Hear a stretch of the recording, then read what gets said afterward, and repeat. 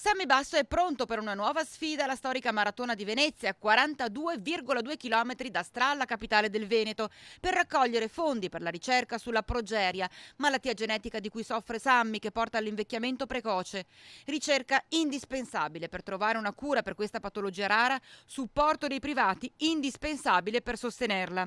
Tra di loro anche il presidente del Veneto Luca Zaia. Tu sei riuscito in tutto questo tempo, in tutti questi anni, a riunire gruppi, persone, associazioni che magari con la disabilità non hanno niente a che fare, però si sono mossi, si sono mobilitati e hanno ottenuto importanti risultati al tuo fianco.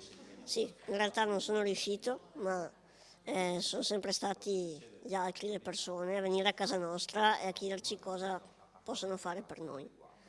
Questo è bellissimo appunto perché si vede anche il cuore della gente, no? Anche quando magari non c'è ricerca, non c'è interesse nei poteri alti a fare ricerca, però il cuore della gente ha interesse al bene. Come siamo messi con la questione proprio legata alla ricerca?